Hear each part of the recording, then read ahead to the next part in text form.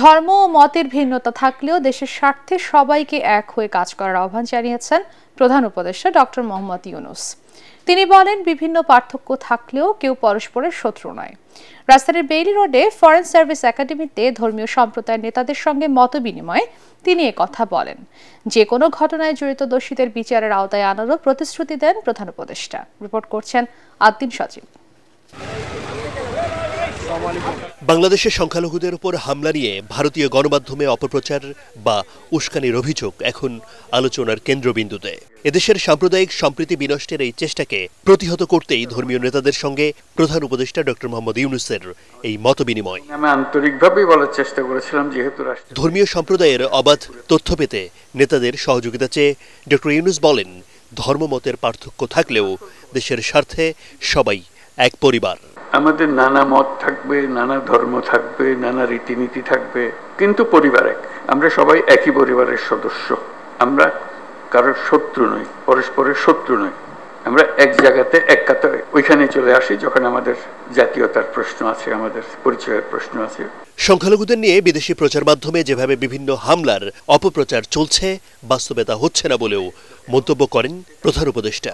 বলেন, দেশে এমন কোনো ঘটনা ঘটলে সরকারই দোষীদের বিচারের আওতায় আনবে। দোষী তাকে বিচারের আওতায় আনতে হবে, এটাই হলো সরকারের দায়িত্ব।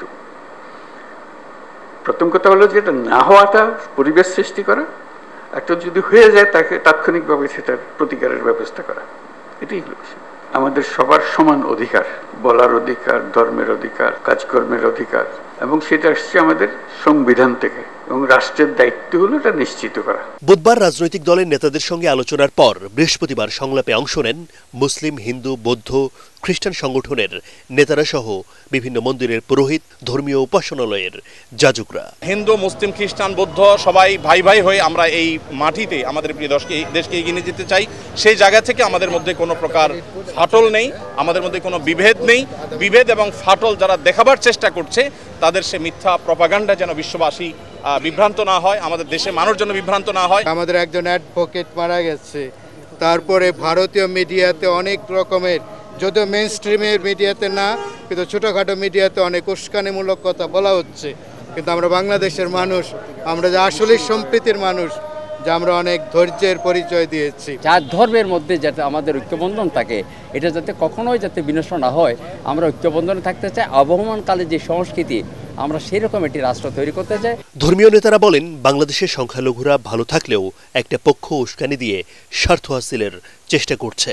কোনো কিছু ঘটলেই বাইরের রাষ্ট্র মাথা ঘামাক, এটা চান না বলেও মন্তব্য করেন তারা। কারোর মধ্যে তো ফাটল নেই, কারোর মধ্যে বিভেদ নেই, সকলের লক্ষ্য কিন্তু এক জায়গায়। কিন্তু আমাদের মধ্যে ঢুকে একটা বিশৃঙ্খলা তৈরি করে বিদেশে সেটাকে যদি একটা খারাপ কিছু তৈরি করে তাদের স্বার্থ হাসিল করে, এটা আমরা চাই না। মিডিয়া যেন কোনোভাবেই অন্যায়, ভুল সংবাদ সম্প্রচার না করে। দেশের স্বার্থে ঐক্যবদ্ধ আছি, সকলে মিলে দেশের বিরুদ্ধে যারাই ষড়যন্ত্র করবে তাদেরকে ঐক্যবদ্ধভাবে কঠিন হস্তে দমন করব ইনশাআল্লাহ। ভারতের সঙ্গে সম্পর্কের বিষয়ে সাংবাদিকদের প্রশ্নের জবাব দেন উপদেষ্টা মাহফুজ আলম। জুলাই গণঅভ্যুত্থানের এবং শেখ হাসিনার নেতৃত্বে যে fascist government, Awami League government যে গণহত্যা চালিয়েছে, এটার স্বীকৃতি আগে ভারতকে দিতে হবে। এটা হচ্ছে প্রথম। এটা স্বীকৃতি দেওয়ার পর এখানে যত ধরনের নিপীড়নের ঘটনা ঘটেছে, আমরা আমাদের জায়গা থেকে, গভর্নমেন্টের জায়গা থেকে উদ্যোগ নিয়েছি। আপনারা ফ্যাক্ট চেক করেছেন, তথ্য সরবরাহ করেছেন, আমরা আমাদের জায়গা থেকে সর্বোচ্চটুকু করব। ভারতের সাথে সম্পর্কের ক্ষেত্রে অবশ্যই তাদের যে মিডিয়ার যে ভূমিকা, এটা আমরা বারবার যখনই আমাদের কথা বলার সুযোগ হয়েছে আমরা তাদেরকে তুলেছি যে আপনারা মিডিয়ার এই ভূমিকাকে আপনারা এটা কার্টেইল করতে হবে। এটা আপনাদের দেখতে হবে যে এইভাবে এই কোঅর্ডিনেটেড ক্যাম্পেইন যেটা আপনারা চালাচ্ছেন, মিস ইনফরমেশন, এটা আসলে দুই দেশের বন্ধুত্বপূর্ণ সম্পর্কের জন্য হুমকি স্বরূপ। বিদেশে যতই অপপ্রচার চলুক, বাংলাদেশে সবাই ঐক্যবদ্ধ থাকলে দেশ এগিয়ে যাবে বলেও মনে করেন অন্তর্বর্তী সরকারের এই উপদেষ্টা। মনে করি এই জেনারেশনের কর্তব্য শেষ হয়ে যায় নাই। আদ্দিন সজীব, এটিএন বাংলা, ঢাকা।